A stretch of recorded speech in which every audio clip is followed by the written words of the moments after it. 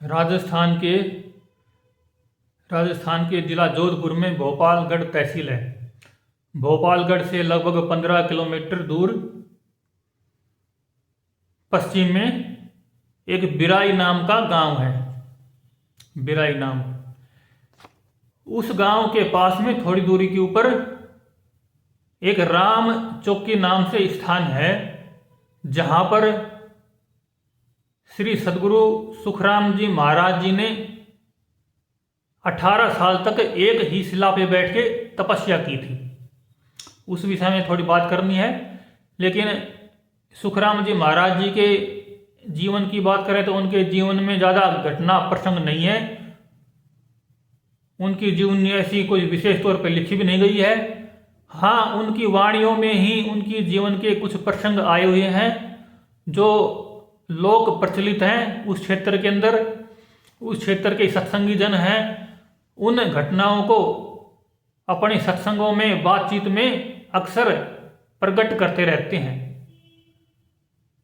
मैं भी जब जोधपुर बीकानेर के आश्रमों में संतों के बीच रहा, उनके भक्तों से मिलना जुलना हुआ, तभी संत सद्गुरु सुखराम जी महाराज जी के बारे में जानकारी मिली।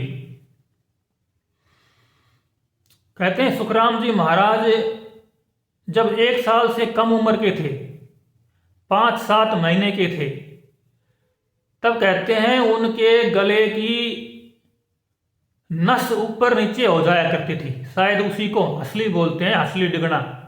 अगर बच्चे की हंसली टिक गई, कोई नस ऊपर नीचे हो जाया करती थी। तो गांव की एक कोई माई बाई थी, वो इस विषय की जानकार थी, और वो जब भी बच्चे की हंसली डिगती थी, नस ऊपर नीचे होती थी, तो उनको बुलाया जाता और वो मसल कर उस नस को ठीक कर दिया करती थी। एक दिन क्या हुआ, वो माई बाई किसी रिश्ते नाते में चली गई, किसी काम से चली गई, और उस दिन वो थी नहीं, और बच्चे को बहुत पीड़ा हुई। तो उनकी माताजी ने सोचा कि चलो मैं ही कोशिश करती हूँ। तो उन्होंने उनके गले को मसला और हंसली ठीक करने की कोशिश की, तो उनके हाथ से कुछ गलती हो गई, जिसके कारण गले की कोई गलत नस दब गई, और कहते हैं बच्चे की उसी समय मृत्यु हो गई। मृत्यु हुई तो घर में शोरगुल हुआ। फिर कहते हैं लोग इकट्ठा हुए, लेकिन कुछ समय बाद ही बच्चे में वापस चेतना आ गई, अपने आप ही। एक घटना ये कहती है कि बच्चे में कुछ समय बाद अपने आप ही चेतना आ गई। अब पता नहीं 2 घंटे लगे या 3 घंटे लगे, 4 घंटे लगे, कुछ घंटे लगे, लेकिन कुछ घंटों के लिए बच्चे की मृत्यु हो गई। उनकी जानकारी के हिसाब से, घर वालों की जानकारी के हिसाब से बच्चे की मृत्यु हो गई थी। एक घटना यह कहती है कि मृत्यु हो गई थी, फिर वापस कुछ घंटे बाद उनकी चेतना लौट आई। इसी विषय में दूसरी घटना यह कहती है, 2 कथाएं प्रचलित हैं उनके विषय में, कि वहाँ कोई साधु जी आए और उस रास्ते से घर के पास से गुजर रहे थे, तो वहाँ स्त्रियों की रोने की आवाज़ सुनी। तो उन्होंने किसी से पूछा कि क्या बात हुई है, क्यों रो रही हैं ये स्त्रियां। तब किसी ने कहा इनके एक बच्चा था जिसकी मृत्यु हो गई है, इसलिए रो रही हैं। तो वो साधु जी उनके घर में गए, उन्होंने कहा बच्चे को दिखाओ कहाँ है। तो उस समय बच्चे को कपड़े के नीचे ढक के रखा हुआ था बच्चा का शरीर। तो उन्होंने जैसे कपड़ा उगाड़ा और उन्होंने कहा देखो इसकी सांस तो चल रही है। सबने देखा कि सांस तो चल रही थी। तो कुछ ये मानते हैं कि चेतना अपने आप ही आ गई थी, कुछ ये मानते हैं कि वो साधु जी आए और उन्होंने कपड़ा हटाया। तो हो सकता है या तो सांस अपने आप चल गई, या फिर साधु जी की कोई कृपा हो गई। लेकिन फिर इस कथा के साथ एक मत ये भी है कि उनकी जब मृत्यु हुई बच्चे की, तो वो बच्चा, जिस बच्चे ने शरीर के रूप में जन्म लिया था, जिस चेतना ने उस शरीर को घर बनाया था, वो चेतना तो निकल गई, लेकिन सुखराम जी महाराज की दूसरी चेतना उसमें प्रवेश कर गई। मतलब कहने का अर्थ है कि उस बच्चे में सुखराम महाराज जी की चेतना नहीं थी जो मृत्यु से पहले था। और जो मृत्यु के बाद उस बच्चे का शरीर जीवित हुआ तब उसमें कोई दूसरी चेतना, दूसरी जीवात्मा प्रवेश कर गई जो सुखराम महाराज जी थे। अब जो भी हो, दूसरी चेतना प्रवेश करी या नहीं करी, इस विषय में तो लोक कथाएं ही प्रचलित हैं या फिर सुखराम जी महाराज जी की वाणी में जो कुछ लिखा है उसी पर ही विश्वास किया जा सकता है। लेकिन इसमें चमत्कार होना कोई जरूरी नहीं है, क्योंकि ऐसी बहुत सारी घटनाएं हैं कि कुछ लोग कुछ घंटे के लिए मर गए और फिर वो जीवित हो गए। अभी 6 महीना पहले ही शायद समाचारों में आया कि अमेरिका में एक 35 साल की स्त्री मर गई। वहाँ के बड़े हॉस्पिटल में उसको मृत घोषित कर दिया गया डॉक्टरों के द्वारा, और फिर वो हॉस्पिटल के अंदर ही घंटे भर में या उससे भी कुछ कम टाइम में वापस जिंदा हो गई।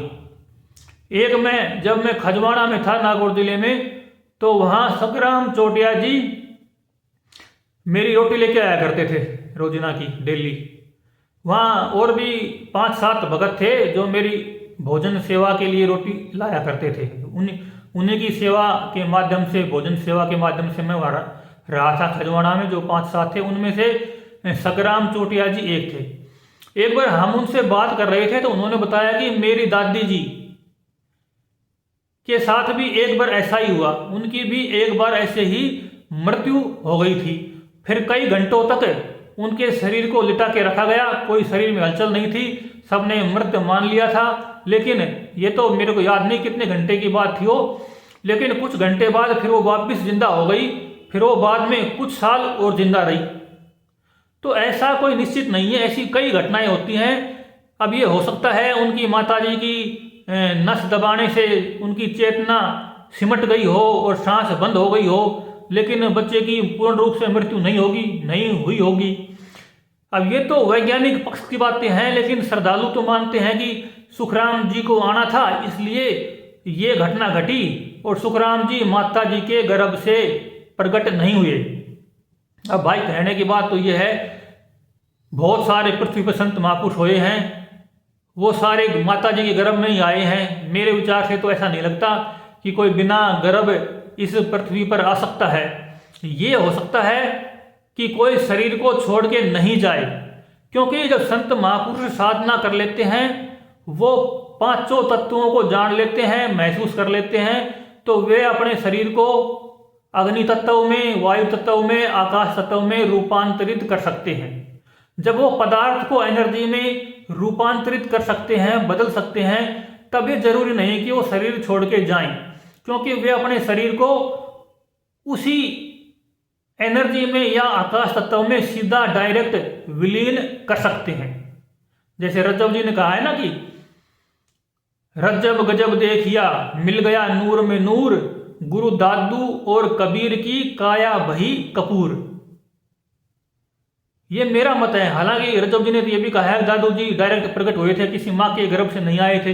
लेकिन मेरा अपना मत यह है कि कोई भी संत महापुरुष आता है तो वो आता माँ के गर्भ से ही है, लेकिन जाने के लिए स्वतंत्र होता है कि वो शरीर को छोड़ के जाए या शरीर को डायरेक्ट आकाश में ही विलीन कर दे। फिर कहते हैं वो बड़े हुए तो लगभग 8 साल की उम्र की बात है। तब उनको एक मत ये कहता है कि जंगल में 8 साल की उम्र में लकड़ी काटते वक्त एक आकाशवाणी हुई कि तू हमेशा लकड़ी ही काटता रहेगा या कुछ ध्यान साधना भी करेगा? तू किस लिए आया है? राम जप करने के लिए आया है या लकड़ी काटने में टाइम खराब करेगा? तो उन्होंने उस आकाशवाणी को प्रथम गुरु माना और वहीं से उन्होंने राम जप की साधना शुरू कर दी। फिर एक घटना ये कहती है, ये लोक कथाएं प्रचलित हैं उस क्षेत्र के लोगों में, सत्संग के जनों में, उन्हीं के माध्यम से हमने सुना है कि उनके पास उस उम्र में एक साधु जी आए थे। जैसे दादू दयाल जी के पास बूढ़न बाबा आए थे ना, ऐसे ही उनके पास भी एक साधु जी आए थे। जब वो 8 साल की उम्र में बच्चों के साथ खेल रहे थे तो उन साधु बाबा को देख के सारे बच्चे तो भाग गए, सुखराम जी वहीं खड़े हो गए। तब उन्होंने उनको पहला उपदेश दिया। वो भी उनके केवली गुरु माने जाते हैं। लेकिन ये घटना ज़्यादा सत्य मालूम नहीं पड़ती। ये आकाशवाणी वाली घटना ज़्यादा सत्य मालूम पड़ती है, क्योंकि जैसे सुखराम जी महाराज जी को आकाशवाणी हुई, ऐसे ही जो देवरी वाले भोलाराम जी महाराज थे उनको भी पहाड़ी में भेड़ बकरियां चराते हुए आकाशवाणी हुई थी। ऐसी आवाज़ सुनी जाती थी कि अरे तुम यहाँ भजन करने आए हो कि ऐसे टाइम पास करने आए हो। अब इसका वैज्ञानिक पक्ष लेते हैं तो ये आवाज़ आकाशवाणी कहाँ से होती है?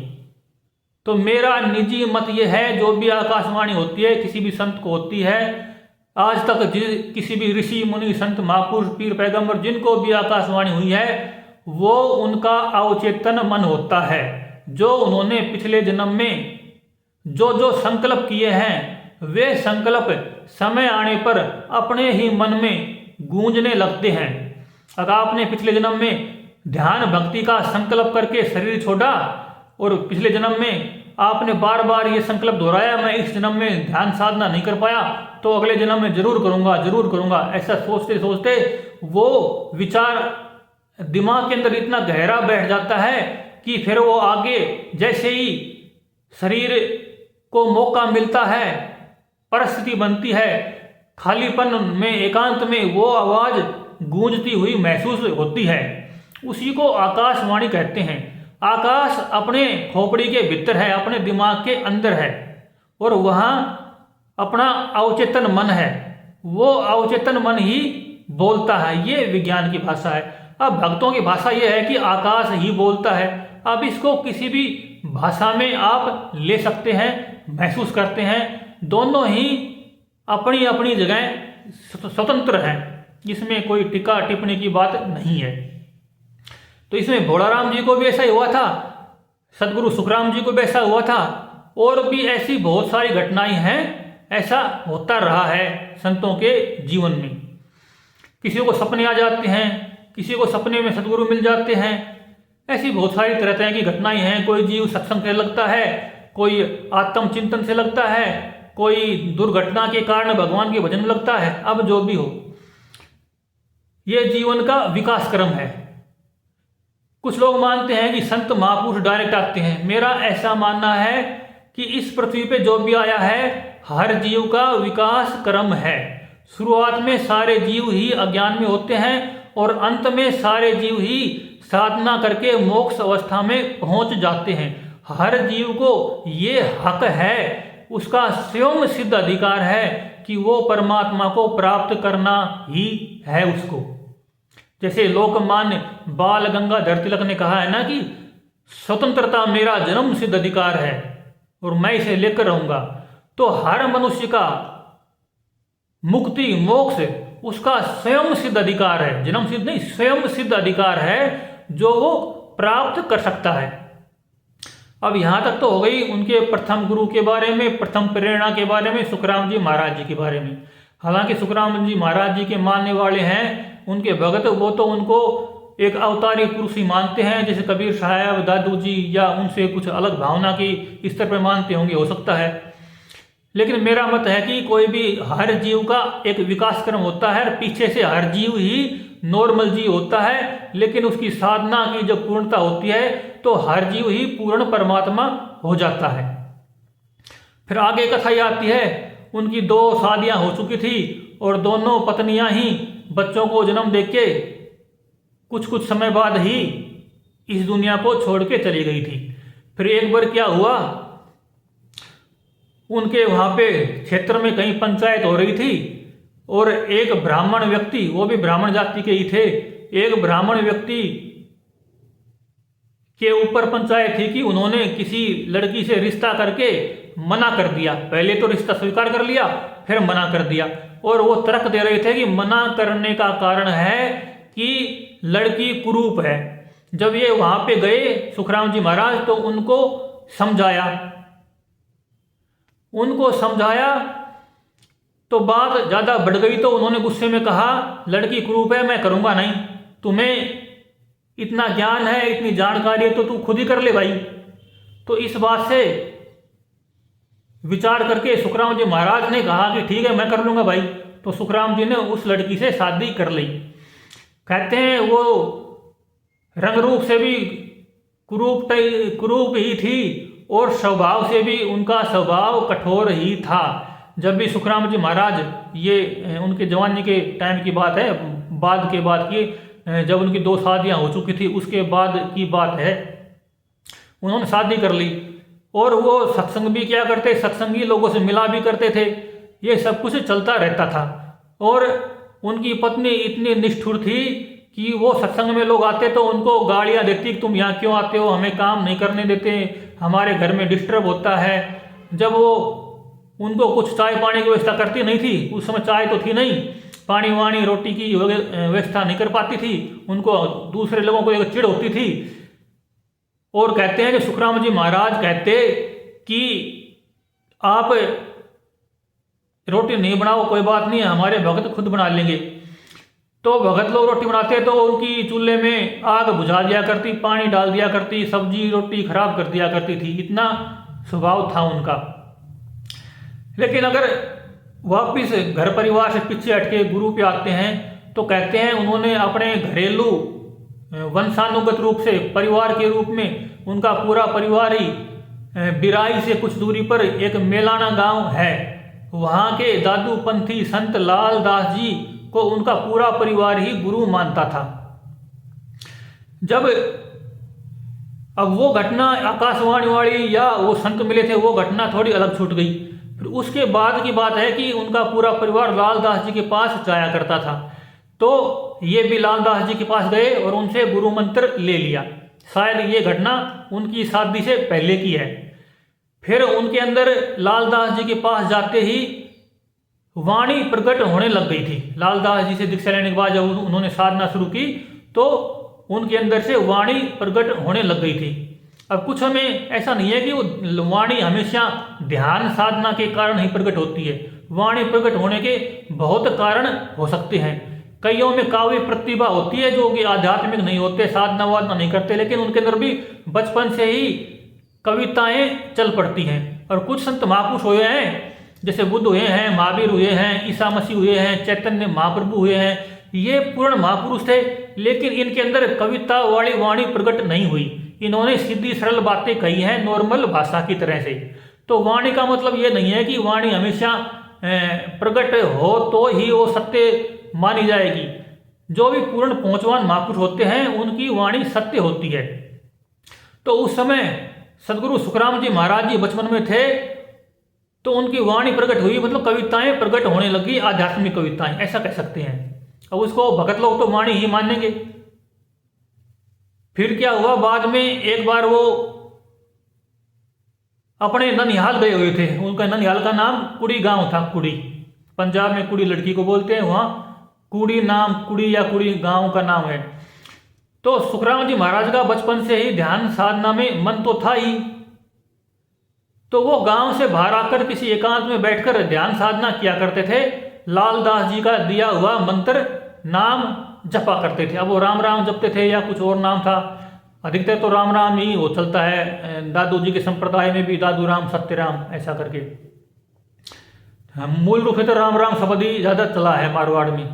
कबीर साहब ने भी राम राम शब्द की काफ़ी चर्चा की है, गुरु नानक ने भी राम शब्द की चर्चा की है। तो जितने भी निर्गुण संत है भारतीय में, उनमें राम शब्द काफ़ी प्रभावी रहा है। अब सभी ने जपा या नहीं जपा ये तो उनकी परंपरा वाले जानते हैं या मानते हैं, वो उनका अपना मत है। तो वहां जब वो बैठ के ध्यान जप कर रहे थे, जो भी कर रहे थे लालदास जी का बताया हुआ, तो वहां से एक संत गुजरे, ऊंट पर बैठ के जा रहे थे। ऊंट नॉर्मल रूप से चल रहा था। उन्होंने दूर से देखकर ही आवाज लगाई, अगर भाई खेत तो चोखो है पर बीज कोनी है, मतलब खेत तो तैयार है पर इसमें बीज नहीं है। फिर लालदास जी ने यह आवाज़ सुनी तो दौड़कर वो उनके ऊंट के सामने खड़े हो गए। बोले कि आप मेरे को बता के जाओ बीज क्या होता है और कैसे मिलता है। तब उन्होंने कहा कि मैं फिर आके बताऊंगा, अभी तो मेरे को जल्दी है। फिर उस समय सुखराम जी वापिस अपने नाना के घर चले गए। उस समय नाना के गांव में ही रुके हुए थे। तो इस विषय में मेरा मत ये है, फिर बाद में ये भी है कि वो आए दोबारा कुछ दिन बाद, और सुखराम जी रोज उनका वहाँ इंतजार करते और उन्होंने राम राम जप को उनके हृदय में बिठाने की तरीका बता दिया। अगर राम राम कैसे करते सांस के साथ साथ, वो तरीका बीरमदास जी ने उनको बता दिया। जब बीरमदास जी ने उनको तरीका बता दिया, फिर वो राम राम करने लग गए। वहाँ उनकी साधना शुरू हो गई, जिसको वो मूल साधना मानते हैं, पूरे रामस्नेही संप्रदाय में जिसको मूल साधना मानते हैं। लेकिन मेरा मत ये है इस विषय में, कोई भी योग के संबंध में जानता होगा, विचारता होगा, तो सभी जानते हैं, समझते हैं कि जो बीज की बात है, नाम जप की बात है, बीज का मतलब ही ये होता है नाम जप। अगर आप किसी नाम का जप कर रहे हो या किसी मंत्र का जप करते हो, मंत्र को ही बीज बोल देते हैं, मंत्र को ही नाम को भी बीज बोल देते हैं, मंत्र को भी बीज बोल देते हैं। अब किसी गुरु का बीज किसी शिष्य में डाल दिया गया, फिर वो खेती करके बड़ा हो जाता है। लेकिन हम बुद्ध, महावीर, जैन तीर्थंकर महावीर या बुद्ध और वेदांत को देखते हैं, रमण महर्षि की जीवनी को देखते हैं, तो हमें ऐसा लगता है कि नाम और मंत्र इनका बहुत ज़्यादा महत्व नहीं है। ये एकाग्रता के लिए, तल्लीनता के लिए शुरुआत में माध्यम बनते हैं और बाद में जाके इनका अर्थ आज्ञा चक्र पे जाके, आज्ञा चक्र तक इनकी साधना चलती है। आज्ञा चक्र तक कोई भी नाम, कोई भी मंत्र साधक को पहुंचा सकता है। फिर आज्ञा चक्र के आगे नाम और मंत्र वहीं रुक जाते हैं और वहां से आगे का मार्ग समर्पण का, साक्षी का होता है। इसलिए वेदांत, बुद्ध, महावीर, रमण महर्षि ने कभी भी नाम जप की या मंत्र जप की बात नहीं की, क्योंकि नाम जप भी मन का ही एक हिस्सा है और साधना का उद्देश्य है मन को मारना। मन क्या है? विचारों के प्रवाह, विचारों की धारा। और विचारों की धारा कैसे मरेगी, कैसे खत्म होगी? कि विचारों को खत्म किया जाए। और विचार कैसे खत्म होंगे? कि विचार पैदा होते हैं इच्छाओं से, और इच्छाएं रुक जाएं तो विचार अपने आप रुक जाते हैं। अब साधना में क्या है कि एकाग्रता का, तल्लीनता का दबाव बना के विचारों को रोका जाता है। अब कोई राम राम करके विचार रोक ले, कोई मंत्र जप के विचार रोक ले, कोई विपස්සना, त्राटक ध्यान विधि, चक्कर का ध्यान करके विचार रोक ले, चक्करों का ध्यान करके, जैसे योगानंद जी के मार्ग में चक्करों का ध्यान करवाया जाता है। तो असली बात है विचार रुकने की, और विचार पैदा होते हैं आज्ञा चक्र पर, त्रिकुटी पर। और जो भी नाम होता है, मंत्र होता है, वो त्रिकुटी तक, आज्ञा चक्र तक ही चलता है। उसके बाद वो छूट जाता है। उसके बाद साक्षी और समर्पण का मार्ग शुरू होता है। इसलिए जितने भी ज्ञान मार्ग हैं वो कभी भी नाम और मंत्र की बात नहीं करते, वो सीधा ही विचार को गिराने की बात करते हैं। हालांकि नाम और मंत्र से भी विचार गिरता है और सीधे डायरेक्ट संकल्प से भी विचार गिर जाते हैं। सारे तरीके विचार गिरने के काम आते हैं। लेकिन जैसे राधा स्वामी जी हैं या रामस्नेही साधकों में ऐसी विचारधारा चलती है कि गुरु का मंत्र ही जब तक नहीं डलेगा साधना नहीं होगी। लेकिन बहुत सारे संत महापुरुषों को हम देखते हैं तो उन्होंने बिना गुरु मंत्र के भी साधना की है, पूर्णता प्राप्त की है। अब कोई ये बात माने नहीं माने, ये इस मामले में हर व्यक्ति स्वतंत्र है। तो ये उनकी पत्नी की बात हो गई थी, बीरमदास जी की बात हो गई थी। फिर बाद में ऐसा कहते हैं, बीरमदास जी से नाम लेके वो रामदास जी के पास गए जो कि खेड़ापा में है। खेड़ापा भाई वहां से थोड़ी दूरी पर है, बहुत ज़्यादा दूर नहीं है, कुछ ही दूरी पर है, 10-15 किलोमीटर के आसपास के क्षेत्र में ही है। रामदास जी उस समय सिद्ध पुरुष हो चुके थे, उनके बहुत सारे शिष्य भी हो चुके थे। जब वो उनसे मिलने गए तो उन्होंने अपना नाम दिखाया। संतों के पास ये सामर्थ्य होती है कि वो देख सकते हैं, चेक कर लेते हैं कि आपकी साधना कैसी चल रही है। तब उन्होंने कहा कि मैं राम राम करता हूँ और बीरमदास जी से मैंने वो खेत में बीज डलवाया है, खेत में बीज डलवाया है। जैसा कि रामस्नेहियों में और राधा स्वामी जी के मार्ग में ये बीज वाला चक्कर चलता है। हालांकि ज्ञान मार्ग में ऐसा कोई चक्कर नहीं है, यह उनकी अपनी भाषा है। कोई किसी मार्ग से जाओ सारे पहुंच जाते हैं, जब लक्ष्य पक्का होता है तो सारे ही पहुंचते हैं। स्वामी राम सुखदास जी ने कहा है, लक्ष्य की कीमत 14 आना, मतलब 90%, 85%। अगर आपने लक्ष्य पक्का कर लिया तो आपने 90%, 85% साधना कर ही ली, ये मान लो, क्योंकि लक्ष्य खुद ही आपकी साधना करवा देता है। जैसे कबीर साहब ने कहा है, जो है जाको भावता जदि तदि मिल सियाए, जाको तन मन सौंपिया कदे ना छाड़ी जाए। अगर आप जिसको मानते हो, जो आपको भाता है, वो आपको कभी ना कभी जरूर ही मिल जाता है। फिर रामदास जी ने कहा कि बीरमदास जी तो यहीं का शिष्य है, अर्थात हमारा ही शिष्य है। फिर उन्होंने सोचा सुखराम जी महाराज जी ने, अगर बीरमदास जी गुरु रामदास जी हैं तो इन्हीं को गुरु मान लो। तो उन्होंने रामदास जी को ही गुरु मान लिया और उनसे कहा कि आप ही मेरे को अपना बीज डाल दो। तो रामदास जी ने भी उनमें अपना बीज डाल दिया। अब एक खेत में दो दो बीज डल गए। फिर बाद में उन्होंने वापिस आके दोबारा जब कभी मिलना हुआ तो बीरमदास जी को आके बताया कि मैं रामदास जी के पास गया था, उन्होंने कहा कि आप तो उन्हीं के शिष्य हैं। तो बीरमदास जी नाराज हुए, उन्होंने कहा कि नहीं, मैं उनका शिष्य नहीं हूँ। ये तो बात उन्होंने गलत कही है। अब ऐसा भी कहते हैं कि रामदास जी का कोई दूसरा बीरमदास जी नामक शिष्य रहा होगा। कुछ ये भी कहते हैं कि बीरमदास जी दरियाव जी की परंपरा के शिष्य थे, लेकिन अब पता नहीं उनका समय का तालमेल बैठता है कि नहीं बैठता है, या बीरमदास जी के गुरु कोई और थे, किसी और अज्ञात परंपरा के थे। अब जो भी हो, अब उनके प्रथम गुरु आकाशवाणी हुई, दूसरे लालदास जी हुए, तीसरे बीरमदास जी हुए, चौथे रामदास जी हुए। फिर वापिस वो बीरमदास जी के पास ही आ गए। फिर बीरमदास जी की कहानी बस इतनी ही मिलती है। उसके आगे उनके जीवन प्रसंगों में कहीं भी बीरमदास जी का नाम, जहाँ तक मेरी जानकारी है, वहाँ नहीं है। और उनके सत्संगी लोग ज़्यादा जानते हो तो हो सकता है कुछ भी। संतों की पुरानी बातें हैं, लिखित बातें, प्रमाणिक बातें हैं नहीं, तो उनके विषय में कुछ सत्य बात झूठ भी हो जाती है, कुछ झूठ बात सत्य भी हो जाती है, दोनों ही बात चलती हैं। फिर कहते हैं उनकी एक बार फिर वो का बात है, ध्यान साधना चलती रहती थी उनकी नॉर्मल रूप से, गृहस्थी जीवन भी चल रहा था। एक बार वो गुजरात गए थे अपने कुछ मित्रों के साथ अनाज लाने के लिए बैलगाड़ियों के ऊपर। जब वो वापस आए तो उनका एक बावड़ी में रुकना हुआ और बावड़ी में वो पानी पीने गए।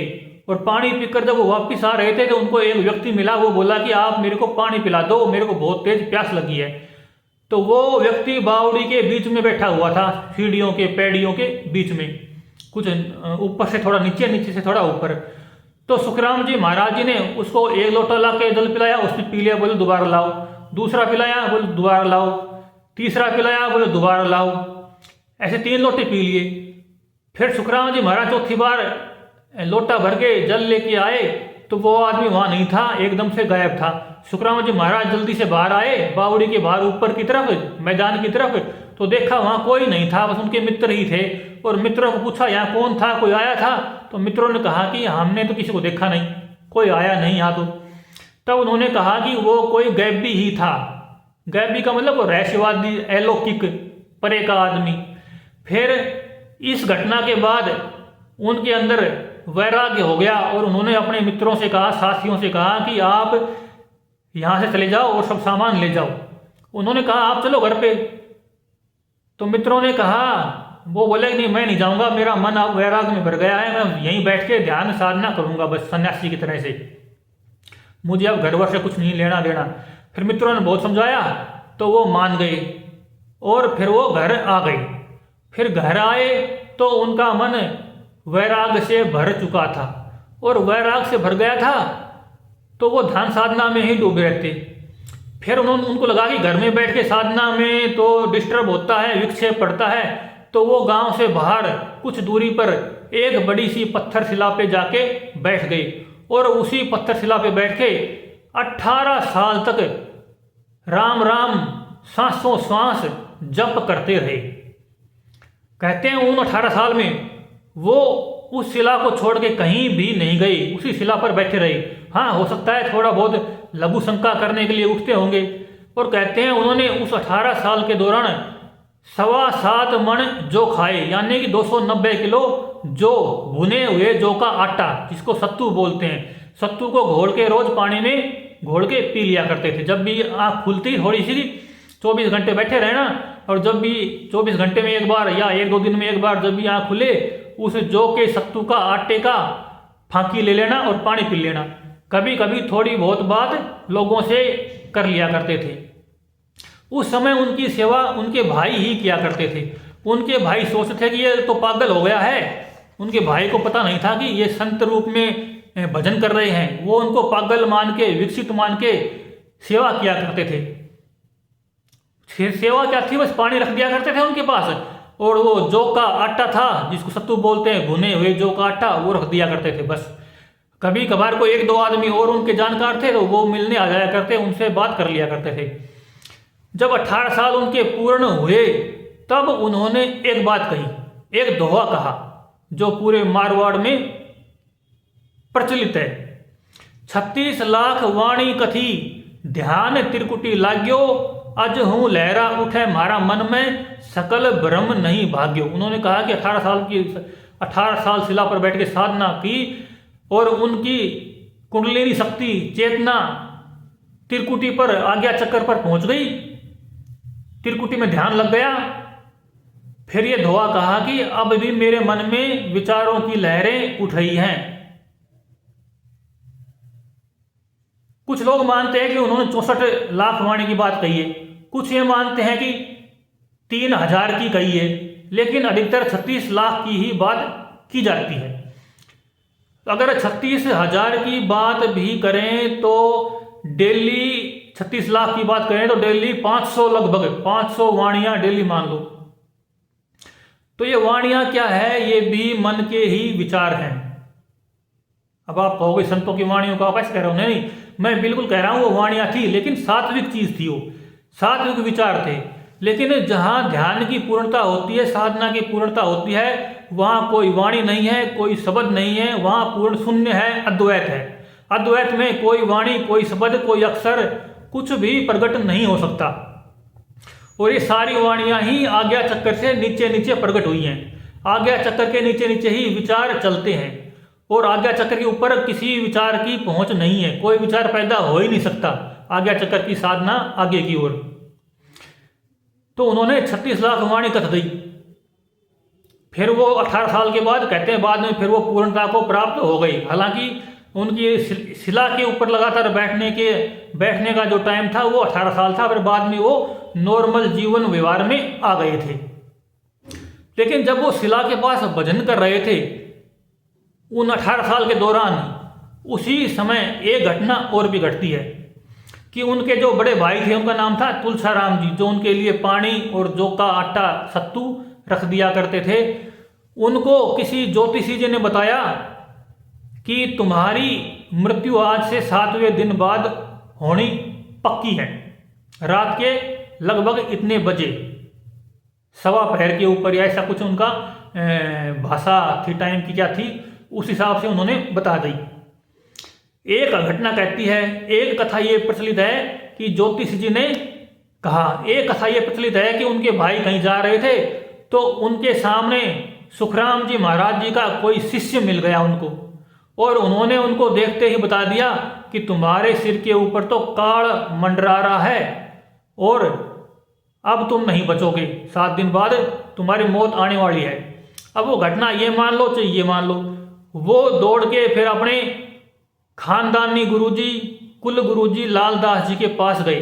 तो लालदास जी ने समझाया कि भाई मौत सबको आनी है, कौन इससे छूटा है, तू फना नहीं होगा, ये ख्याल झूठा है, वो एक कव्वाली में गाते हैं ना। उन्होंने वैसे समझाया कि ये शरीर तो सबका जाना ही होता है, कोई सिद्ध पुरुष हो या अवतार हो, सबको शरीर छोड़ना ही पड़ता है, जिसकी आई है तो सबको जाना पड़ता है।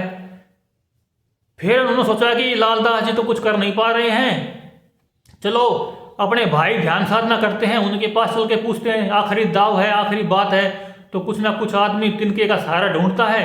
तो वो भाई के पास गए, तो उस समय वो ध्यान मगन थे, राम जप में लीन थे, ध्यान साधना में, समाधि में। जब उनकी आंख खुली, वो वहाँ बैठ गए।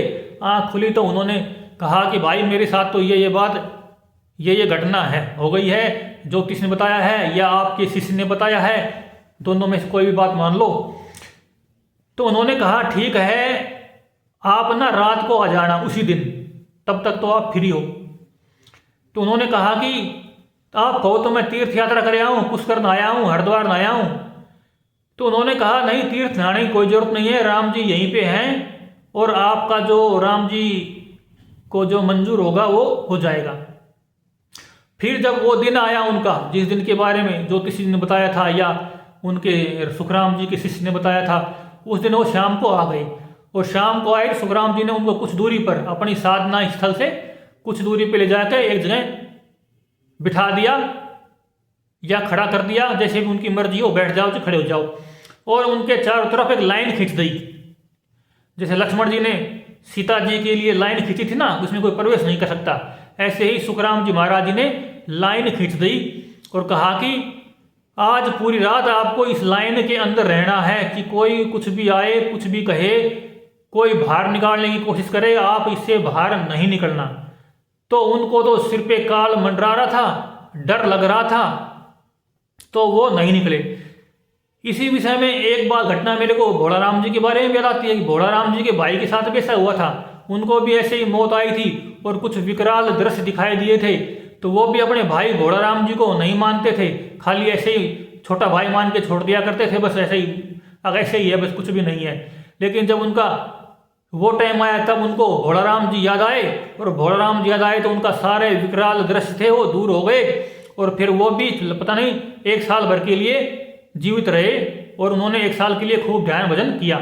ऐसे ही वो भी सुखराम जी के जो भाई थे तुलसाराम जी, वो भी उनके ध्यान, वो जैसे सुखराम जी ने जो लाइन खींची थी उसके अंदर बैठ गए। फिर कहते हैं रात के समय पे, अब पता नहीं कितनी रात बीत गई, अब वो दुखी थे, परेशान से, मौत का डर था, तो टाइम का भी पता नहीं लगता ऐसे मौके पर। तो कहते हैं रात को सबसे पहले तो लालदास जी प्रसाद लेके आए, और उन्होंने कहा भाई तू बाहर आ जा, मैं तुम्हारे लिए प्रसाद लाया हूँ, तुलसा जी तू बाहर आ जा। तो उन्होंने कहा गुरुजी आप ही अंदर आ जाओ और प्रसाद दे दो मेरे को। तो उन्होंने कहा नहीं नहीं मैं अंदर नहीं आऊँगा, तुम ही प्रसाद लेने बाहर आ जाओ। फिर वो नहीं आए, तो उन्होंने कहा अरे तो गुरु की बात नहीं मानता है, क्या हो गया तेरे को, मैं आया हूँ यहाँ पे। फिर ऐसा कह के लालदास जी चले गए। फिर उसके बाद कहते हैं उनके गांव का एक ठाकुर साहब आया। अब ये काल का जाल है, ऐसा बोलते हैं, वो काल ही वो बन के आए लालदास जी और ठाकुर साहब। तो उनके गांव के ठाकुर साहब आए, उन्होंने कहा अरे तुम यहाँ क्यों बैठे हो, चलो अपने घर चलते हैं, गाँव में चलते हैं, वहाँ जाके सोना आराम करना, मैं अकेला जाऊँगा, चलो तुम मेरे साथ चलो। तो उन्होंने कहा नहीं मेरा कोई विचार नहीं है जाने का, मैं यहीं बैठा हूँ, आप जाइए। तो उन्होंने कहा अरे तुम मेरी बात नहीं मानते हो, चलो यहाँ से, मैं अकेला जाऊँगा, ठीक नहीं है, तुम मेरे साथ चलो। तो वो उन्होंने उनकी बात नहीं मानी, वहीं बैठे रहे। फिर कहते हैं एक सांप आया, उसने चारों तरफ से डराने की कोशिश की, बाहर निकालने की कोशिश की उस लाइन से, वो नहीं निकले नहीं। फिर एक शेर आया, वो शेर ने भी डरा डरा कर उनको लाइन से बाहर निकालने की कोशिश की, उस लक्ष्मण रेखा से नहीं निकले। फिर कहते हैं उनके सामने विष्णु भगवान प्रकट हुए। विष्णु भगवान ने उनको लाइन से बाहर निकालने के लिए लोभ लालच दिए, बैकुंठ ले जाने के लिए कहा या कुछ मांगने के लिए कहा, अब बाहर निकलो, कोई लोभ लालच दिए, पर वो नहीं निकले। ऐसा करके उनका मन में जो भी डर था, जो भावनाएं थी, उस हिसाब से उनको उस तरह के दर्शन हुए और बाहर निकालने की बहुत कोशिश हुई, लेकिन वो नहीं निकले। फिर सुबह हो गई, खुद रामदास जी उठ के उनके पास आए। तब उन्होंने रामदास जी ने कहा कि आपकी उम्र भगवान ने 6 महीने के लिए बढ़ा दी है, अब आप बाहर निकल जाओ। फिर सुबह वो बाहर निकल गए। फिर बाहर निकले तो वो अपने घर की ओर जा रहे थे, तो रास्ते में उनको लालदास जी मिले। लालदास जी ये देखने आए थे कि ज्योतिषी ने बताया है या इनका जो टाइम आया हुआ था ये हैं, अब इनका टाइम पूरा हो गया कि बचे हुए हैं, देखने आए थे। तो उन्होंने लालदास जी से पूछा कि आप रात को क्यों आए थे। तो उन्होंने कहा मैं आया ही नहीं था। फिर उनको बाद में थोड़ी दूरी पर ठाकुर साहब मिले, उनसे पूछा अगर रात को यहाँ आए थे। ठाकुर साहब ने कहा मैं क्यों आता, मैं आया ही नहीं। तब उनको लगा कि क्या बात थी। फिर इस विषय में मैं अपनी कुछ और बात भी जोड़ना चाहूँगा कि जैसे राक्षस लोग तपस्या किया करते थे तो उनके सामने अप्सरा आया करती थी। जो जवान राक्षस तपस्या करते हैं उनके सामने अप्सरा आया करती थी। जब ध्रुव भगत ने तपस्या की तो उनके सामने अप्सरा आई, तो वो उनके माँ का रूप बना के आई और कहा कि तुम तपस्या छोड़ दो और महल चलो। बुद्ध भगवान के बेटे थे राहुल, वो भी जब ध्यान साधना कर रहे थे तो उनको भी काल ने डराया। तो इसका मतलब यह है कि आदमी का मन जहां से कमजोर होता है उसी रूप में उनके सामने डर प्रकट होते हैं। कोई जवान आदमी होता है तो उसको स्त्री की वासना होती है तो उनके सामने जवान स्त्री दिखाई देती है। कोई बच्चे जैसा डर होता है तो उनके सामने वैसी डरावनी चीजें प्रकट होती हैं। ऐसे ही तुलसाराम जी के सामने जो कुछ प्रकट हुआ वो उनके मन का डर ही था, मन की कल्पनाएं ही थी, क्योंकि यह मन ही तरह तरह से डराता है, तरह तरह से कुछ करता है। ऐसे इतिहास में बहुत सारे उदाहरण होते हैं कि साधना को भंग करने के लिए या कैसे भी इस तरह की डरावनी आकृतियां या वासनाएं प्रकट होती हैं, लेकिन ये उस साधक के मन पे निर्भर करता है कि वो किस चीज से प्रभावित होता है। उसकी कमजोरी वासना है कि डर है कि लोभ है कि लालच है कि अहंकार है, उसी हिसाब से उसके सामने काल पुरुष कहो, माया कहो, जो भी कहो, मौत कहो, ये ऐसा उनकी घटनाएं घटती हैं। फिर जब वो बाहर आए तुलसाराम जी तो उन्होंने कहा था सुबह, उस समय जब उनके रामदास जी सुखराम जी के पास थे, तब कहा था कि आप तो मेरे को अपने वाले लोक में प्रवेश करा लो बस, और मेरे को कुछ नहीं चाहिए। तो सुखराम जी ने कहा था कि अभी तो इस शरीर से आपका प्रवेश वहाँ नहीं हो सकता, आपको एक जन्म और लेना पड़ेगा। फिर कहते हैं ये घटना कहानी तो यहीं पर सिमट गई। फिर वो 6 महीने रहे। 6 महीने में सुखराम जी की आज्ञा के अनुसार खूब लगातार से ध्यान भजन किया और उनकी फिर शरीर का टाइम पूरा हुआ 6 महीने में। फिर उनका अगला जन्म बरेली जिले में रिछाला या रिछवाला ऐसा कुछ नाम उस गांव का, उस गांव में हुआ, बरेली जिले में, यूपी में। जोधपुर जिले से निकलकर यूपी जिले के बरेली में रिछोला कोई गांव है, वहां पे उनका जन्म हुआ। अब इस विषय में टाइम का, घटनाक्रम का कुछ पता नहीं है, कोई अंदाजा नहीं है कि उनको कितने टाइम बाद जन्म मिला या कैसे हुआ, लेकिन ये घटना है कि जब उनका जन्म हुआ तो सुखराम जी वहां पे गए। उस समय वो बच्चा कुछ बड़ा हो चुका था, पता नहीं वो कितनी उम्र का था, ये भी कोई जानकारी नहीं है, लेकिन वो बच्चा ही था। अब हो सकता है 8-10 साल की उम्र रही होगी, इतनी तो रही होगी, हो सकता है। तो वहां गए तो सुखराम जी को पहले से ही पता होगा, दिव्य दृष्टि से देख लिया था कि भाई का जन्म कहाँ पे हुआ है, और वो वहां पे पहुंच गए उसी गांव में, उसी घर के पास। और उन्होंने कहा कि ये बच्चा है, और बच्चे से जाके बोले तुम मेरे को पहचानते हो? उनका नाम उस समय गिरधर था, ऐसे जैसा कि संत लोग या मारवाड़ के लोग बताते हैं, गिरधर तू मेरे को पहचानता है? तो उन्होंने कहा नहीं पहचानता हूं। तब सुखराम जी ने उनको दिव्य दृष्टि दी, और दिव्य दृष्टि पाते ही उनको तुलसाराम जी के रूप में अपना पिछला जन्म याद आ गया, और उन्होंने सुखराम जी के पैर पकड़ लिए और कहा चलो गुरुजी, जो चाहो आप बताओ क्या करना है। तो उन्होंने कहा चलो मेरे देश चलना है, मेरे साथ चलेगा? तो वो चलने के लिए तैयार हो गया। तो उनके घर वाले बोले हमारा एक ही बेटा है और संतान अभी है नहीं हमारे पास, आप इसके बदले कोई दूसरा आदमी ले जाओ। तो उन्होंने कहा इसके बदले दूसरा आदमी नहीं जा सकता, क्योंकि इसकी साधना इसी को ही मिल सकती है, किसी और को नहीं मिल सकती। इसका जो संकल्प है उसी के अनुसार इनको साधना मिलेगी, दूसरे के पास ऐसा कोई संकल्प या ऐसा कोई संबंध मेरे साथ नहीं है। फिर कहते हैं गिरधर जी तैयार हो गए और 3 साल तक उसी क्षेत्र में सत्संग करते रहे, और गिरधर जी को सुखराम जी महाराज ध्यान साधना कराते रहे। फिर उन 3 सालों के बाद, वहां पहुंचने के 3 साल के बाद, एक दिन सुखराम जी ने कहा अपने सारे भक्तों को इकट्ठा करके कि अब हमारा टाइम आ गया है और अब हम दोनों मोक्ष धाम को, निर्वाण पद को जाएंगे, और सारी व्यवस्था तैयारी कर दो। फिर उन्होंने सारी तैयारी कर दी, और फिर कहते हैं कि वहां उन दोनों का समय हुआ, उनको वो वहां पे बैठ गए सारी तैयारी करके, आगे तक की जो भी कुछ कार्यक्रम करना था उनको, शरीर का क्या करना है, कैसे करना है, अंतिम क्रिया क्या करनी है, उस सब की व्यवस्था करके वो सब बैठ गए वहां पे।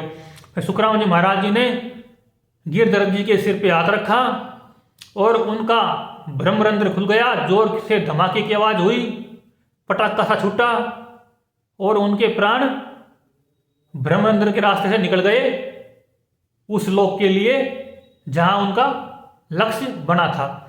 फिर सुखराम जी महाराज ने खुद समाधि लगाई और उनका भी ब्रह्मरंध्र फटा और सिर के रास्ते से उनके प्राण भी उनके लक्ष्य की ओर निकल गए। फिर कहते हैं वहां अंग्रेजों ने ये आवाज़ सुनी तो अंग्रेज अफसरों ने पूछा कि ये धमाके की, पटाखे की सी आवाज़ कहाँ से आई। तो पता करवाए तो पता लगाया, बोले यहाँ मारवाड़ के कोई संत आए हुए हैं, उनका शरीर छूटा है, उन्होंने समाधि धारण की है, उनकी आवाज़ है। तो वो भी दर्शन करने के लिए आए, लेकिन सुखराम जी ने पहले ही बोल दिया था कि उनको मेरे सामने से दर्शन नहीं कराना, पीठ के ही दर्शन कराना, वो भी दीवार के पीछे से। ऐसा ही अंग्रेजों के द्वारा किया गया। इस विषय में मेरी एक बात और रह गई है, ये बात यह है कि कहते हैं कि ब्रह्मरंध्र उन्हीं का फटता है जो अपने प्राणों को प्रेशर से बाहर निकालते हैं, दबाव देके बाहर निकालते हैं, तब ब्रह्मरंध्र फटता है। जो महापुरुष पूर्ण पुरुष हो जाते हैं उनको ब्रह्मरंध्र फटने की जरूरत नहीं पड़ती है, उनकी एनर्जी सीधे ही सिर के रास्ते से अपने आप ही निकल जाती है या ब्रह्मांड में लीन हो जाती है। लेकिन सुखराम जी का ब्रह्मरंध्र क्यों फटा? अब हो सकता है या तो ये बात गलत हो, या ये हो सकता है सुखराम जी की योग क्रिया कुछ और संतों की तुलना में अलग तरह की रही होगी, क्योंकि उन्होंने भी 18 साल तक ध्यान साधना करी थी, तो उन्होंने कुछ अलग तरह की योग क्रिया विकसित कर ली होगी। नहीं तो जो संतों का, पूर्ण पुरुषों का जो होता है कि वो पांचों तत्वों पर विजय प्राप्त कर लेते हैं और अपने शरीर को किसी भी तत्व में रूपांतरित कर लेते हैं, तो उसमें सिर फटने की बात होती ही नहीं है। कई संत महापुरुष तो होते हैं कि वे अपने शरीर को विलीन ही कर लेते हैं, जैसे कबीर साहब के बारे में आता है, दादू जी के बारे में आता है, गुरु नानक जी, रैदास जी के बारे में आता है।